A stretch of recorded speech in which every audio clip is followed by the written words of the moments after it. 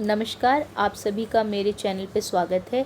आज हम हिंदी की वर्कशीट नंबर 19 पढ़ेंगे जो कक्षा 8वीं के लिए है। तो चलिए बच्चों, देखते हैं कि बस की यात्रा की कहानी आगे कहाँ तक पहुँची। एकाएक बस रुक गई। मालूम हुआ कि पेट्रोल की टंकी में छेद हो गया है। ड्राइवर ने बाल्टी में पेट्रोल निकालकर उसे बगल में रखा और नली डालकर इंजन में भेजने लगा।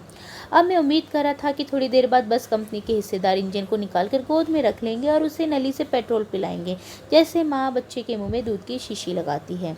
बस की रफ्तार अब 15-20 मील हो गई थी। मुझे उसके किसी हिस्से पर भरोसा नहीं था। ब्रेक फेल हो सकता था, स्टीयरिंग टूट सकता है। प्रकृति के दृश्य बहुत लुभावने थे। दोनों तरफ हरे बड़े पेड़ थे जिन पर पक्षी बैठे थे। मैं हर पेड़ को अपना दुश्मन समझ रहा था। जो भी पेड़ आता, डर लगता था कि इससे बस टकराएगी। मैं निकल जाता तो दूसरे पेड़ का इंतजार करता। झील दिखती तो सोचता कि इसमें बस गोता लगा जाएगी। एकाएक फिर बस रुकी। ड्राइवर ने तरह तरह की तरकीबें की, पर वह चली नहीं। सबने अवज्ञा आंदोलन शुरू हो गया था। कंपनी के हिस्सेदार कह रहे थे, बस तो फर्स्ट क्लास है जी, ये तो इत्तेफाक की बात है। क्षीण चांदनी में वृक्षों की छाया के नीचे बस बड़ी दयनीय लग रही थी। लगता जैसे कोई वृद्धा थककर बैठ गई हो। हमें गलानी हो रही थी। बेचारी पर लदकर हम चले आ रहे हैं। अगर इसका प्राणांत हो गया हो तो इस बियाबान में हमें इसकी अंत्येष्टि करनी पड़ेगी। हिस्सेदार साहब ने इंजन खोला और कुछ सुधारा। बस आगे चली। उसकी चाल और कम हो गई थी। धीरे धीरे वृद्धा की आंखों की ज्योति जाने लगी। चांदनी में रास्ता टटोलकर वह रेंग रही थी। आगे ये या पीछे से कोई गाड़ी आती दिखती तो वह एकदम किनारे खड़ी हो जाती और कहती, निकल जाओ बेटी, अपनी तो वह उम्र ही नहीं रही। मतलब पूरा उस बस की कंडीशंस को, जो उसकी स्थिति थी, अवस्था थी, उसको देख के लेखक ने बहुत अच्छा व्यंग्य मारा है। और यहाँ पर उस समय चलने वाली जो बस थी उसकी क्या कंडीशन होती थी, यात्रा के लिए जो बसें प्रोवाइड कराई जाती थी, उस पे लेखक ने पूरा करारा व्यंग्य किया है बच्चों, आप देख सकते हो। ठीक है, अब चलिए इसको फिर से हम पुनः पढ़ते हैं और एक एक अर्थ को जानने का प्रयत्न करते हैं कि एक एक पंक्ति, एक एक वाक्य हमें क्या अर्थ दे रहा है। ठीक है, कवि कह रही हूँ, लेखक कहते हैं कि एकाएक बस रुक गई। मालूम हुआ कि पेट्रोल की टंकी में छेद हो गया है। ठीक है, बस अचानक रुकी तो सभी लोग कहने लगे, अरे ये क्या हुआ, ये क्या हुआ। तब जाके घटना का पता चला कि बस की जो टंकी है पेट्रोल की, उसमें छेद हो गया था, जिसके कारण से सारा जो पेट्रोल था वो रीस रहा था। तो ड्राइवर साहब ने पेट्रोल को बाल्टी में निकाल लिया। ठीक है, बाल्टी में पेट्रोल निकाल कर उसे बगल में रखा और नली में डालकर इंजन में भेजने लगे। अब मैं उम्मीद कर रहा था, लेखक को लगा कि थोड़ी देर में अभी बस कंपनी के हिस्सेदार आएंगे और वो उसी तरह का रोल अदा करेंगे जिस तरह से बच्चे की माँ बच्चे के मुंह में दूध की शीशी लगाती है। अपना बच्चा सबको प्यारा होता है ना, तो लेखक यही कह रहा है कि वो जो बच्चा है, वो जो बस है, उसकी माँ कौन है, ये कंपनी के हिस्सेदार साहब जी हैं। तो उन्हें लगा कि हिस्सेदार साहब जी जो हैं वो उसकी माँ का रोल अदा करेंगे बस के, और उसके मुंह में जो जैसे बच्चे की माँ दूध की शीशी लगाती है, वो पेट्रोल जो है उसकी पाइप को लगाएंगे और बस का इंजन जो है काम करेगा, आगे चलेगा। ठीक है, आगे बढ़ते हैं। इसका ये अर्थ हुआ, उन्होंने व्यंग्य मारा, माँ जिस तरह बच्चों को दूध पिलाती है तो उसे भी जो है मालिक जो बस का हिस्सेदार है उसे आना चाहिए और उसे भी ये रोल अदा करनी चाहिए, ऐसा लेखक ने थोड़ा सा व्यंग्य करते हुए कहा। फिर बस की रफ्तार अब 15-20 मील हो गई थी। मुझे उसके किसी हिस्से पर भरोसा नहीं था। यानी लेखक कह रहे हैं कि जब उसकी रफ्तार बढ़ी तो मतलब उसकी चाल में जब गति आई, तेज हुआ थोड़ा सा, तो लेखक कह रहे हैं कि मुझे अब बस पे कोई भरोसा नहीं था। मुझे डर लग रहा था कहीं ब्रेक ना फेल हो जाए, कहीं स्टीयरिंग ना टूट जाए, क्योंकि बस बिल्कुल एकदम खटारा हो चुकी थी और लेखक को उस पे यात्रा करते हुए बहुत ज़्यादा डर लग रहा था, क्योंकि बस बहुत ज़्यादा हिल भी रही थी। प्रकृति के दृश्य बहुत लुभावने थे। लेखक कहते हैं, प्रकृति तो सुंदर थी, परंतु उस सुंदरता का मैं लेकर क्या करूँगा, क्योंकि क्या था, देखो कहते भी दोनों तरफ हरे भरे पेड़ थे, वृक्ष थे। प्रकृति सुंदर थी, परंतु इस वक्त प्रकृति का हर पेड़ जो है उसको दुश्मन लग रहा था। क्यों दुश्मन लग रहा था बच्चों? क्योंकि उसे लग रहा था बस कहीं किसी पेड़ से जाकर टकरा ना जाए, कहीं बस का कोई एक्सीडेंट ना हो जाए। तो जो भी पेड़ आता डर लगता और इससे बस टकराएगी।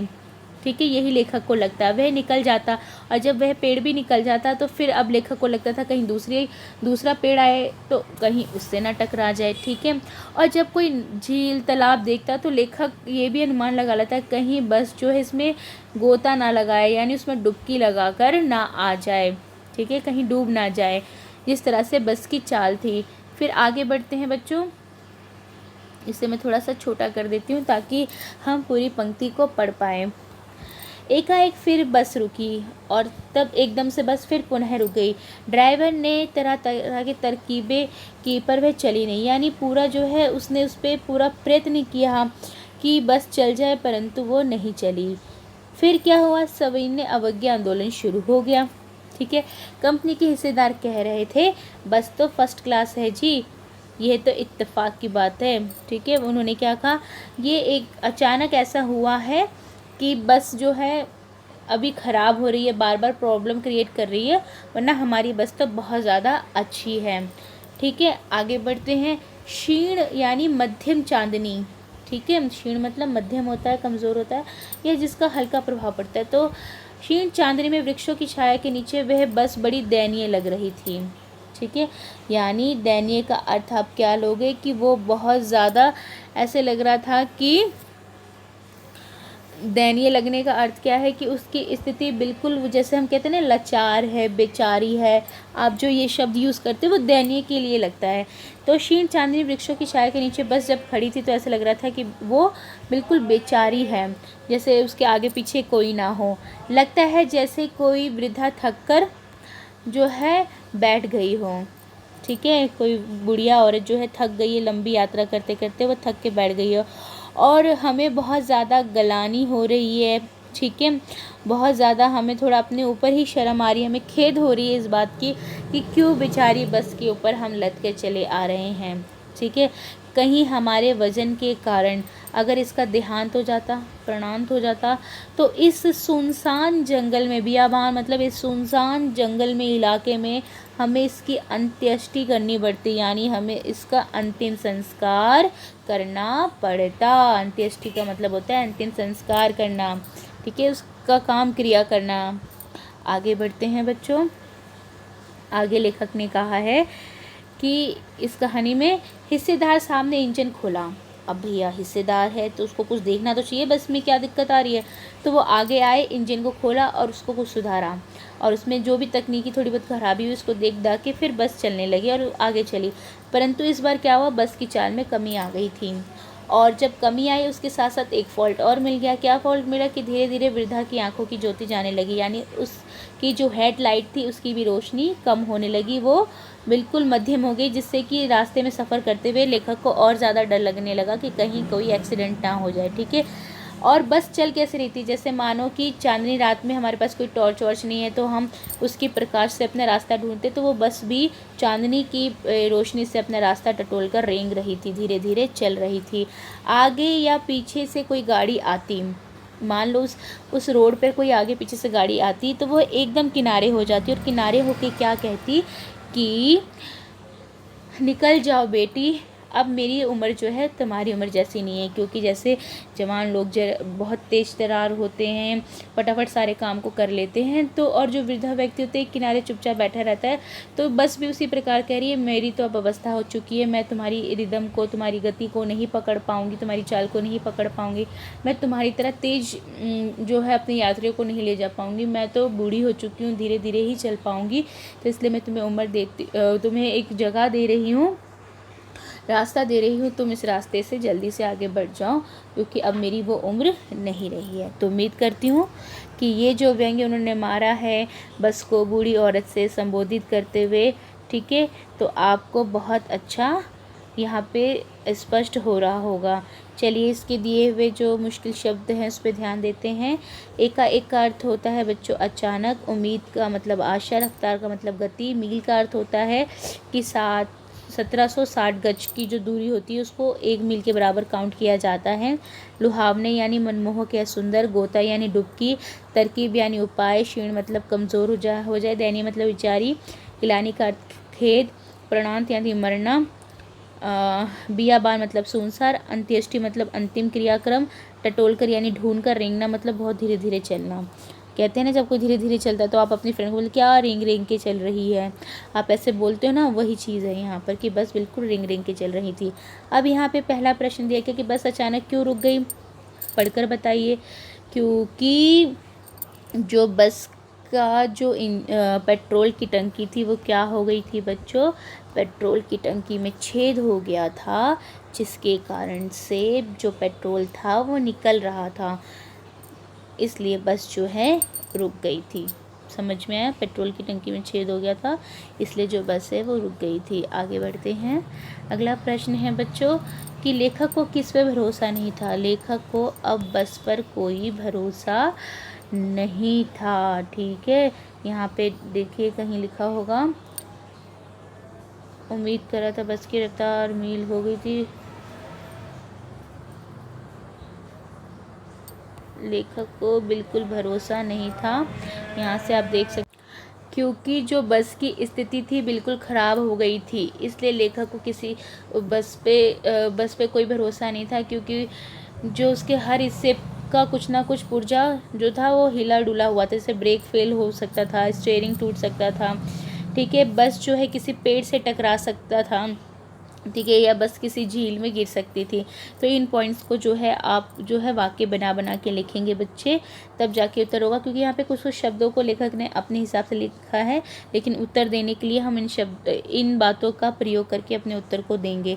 आगे बढ़ते हैं। 3rd नंबर का प्रश्न कह रहा है आपसे कि लेखक हर पेड़ को अपना दुश्मन क्यों समझ रहा था। लेखक हर पेड़ को अपना दुश्मन बच्चों इसलिए समझ रहा था कि लेखक को शंका थी कि कहीं बस जाकर किसी पेड़ से टकरा ना जाए और बस का कोई एक्सीडेंट ना हो जाए, कोई दुर्घटना ना हो जाए। ठीक है, फिर उसके बाद बस की तुलना वृद्धा से क्यों की गई है, अपने शब्दों में लिखिए। क्योंकि जिस प्रकार से वृद्धा औरत जो है काम करने में असमर्थ हो जाती है, उसका शरीर कमज़ोर पड़ जाता है, ठीक उसी प्रकार से बस भी क्या हो गई थी, बूढ़ी हो चुकी थी, जिसके कारण से लेखक को बस बूढ़ी औरत के समान दिखाई दे रही थी। पिछले कुछ जो वर्कशीट थी उसमें भी ये चीज़ें आई थी, आप वहाँ से भी उत्तर को लिख सकते हो और यहाँ से भी लिख सकते हो कि धीरे धीरे वृद्धा की आंखों की ज्योति जाने लगी। जैसे बूढ़े लोग होते हैं, उनकी आंखों की रोशनी कमज़ोर हो जाती है, उसी तरह बस की भी रोशनी कमज़ोर हो गई थी। ठीक है, फिर उसके बाद क्या हो गया, जब बस दूसरी अन्य कोई गाड़ियाँ उसके बगल से निकलती तो ऐसा लग रहा था लेखक को कि वो जो बस है वो कह रही है कि मैं बूढ़ी हो चुकी हूँ, मैं आगे नहीं बढ़ पाऊँगी। जैसे कि बूढ़े लोगों की चाल जो होती है उसमें गति जो होती है वो कम हो जाती है, ठीक है, रफ्तार कम हो जाती है, तो उसी प्रकार से उस बस की भी चाल कम हो गई थी। तो इसी प्रकार से जो है लेखक ने यहाँ पर बस की तुलना वृद्धा से की है। ठीक है, अब आगे हम पढ़ते हैं कि गतिविधि 5 में लेखक हरिशंकर परसाई द्वारा रचित ये पाठ बस की यात्रा एक व्यंग्य है। व्यंग्य यानी जब बातों को सीधे रूप में ना रखकर इस प्रकार घुमा फिरा कर कहा जाए कि बात बुरी भी ना लगे, समझ भी आ जाए। इस पाठ में बहुत से वाक्य व्यंग्य रूप में कहे गए हैं, जैसे बस डाकिन है, बस को देखकर श्रद्धा उमड़ रही है। आप ऐसे और वाक्य ढूंढ के लिखिए जिसमें व्यंग्य हो। तो आपको क्या है, जितने अभी तक की वर्कशीट हुई है बच्चों, उनको फिर से ध्यान से देखिए, या वर्कशीट देखने में आपको कठिनाई हो तो आप अपनी पुस्तक को लेके बैठिए और इस प्रकार के जो है शब्दों को आप ढूंढकर कर सकते हैं, देख सकते हैं। ठीक है, और लिख सकते हैं यहाँ पर जिस तरह से बस को वृद्धा बोला गया था। ठीक है, उसी प्रकार से आप अन्य वर्कशीट पे भी ढूंढ के उसको लिख सकते हैं जहाँ पे बस के ऊपर व्यंग्य मारा गया था। जैसे देखिए, जैसे शुरू में यहाँ पे भी एक है कि क्या है, बच्चे के मुंह में दूध की शीशी लगाती है, उसके यहाँ पे बस को ना कह के किसको, पेट्रोल की टंकी वाला जो लाइन आई थी आप उसको लिख सकते हो। ये भी एक व्यंग्य ही उन्होंने मारा है यहाँ पे। ठीक है, तो उम्मीद करती हूँ कि वर्कशीट आपको क्लियर हो गई होगी। कोई दिक्कत हो तो बच्चे आप मुझे बता सकते हैं, मैं दोबारा इसको एक्सप्लेन करने का प्रयत्न करूँगी अगर कहीं कोई कठिनाई होती है तो आपको। ठीक है, चलिए इन्हीं शब्दों के साथ मैं वाणी पे विराम लगाती हूँ। वीडियो देखने के लिए बहुत बहुत धन्यवाद।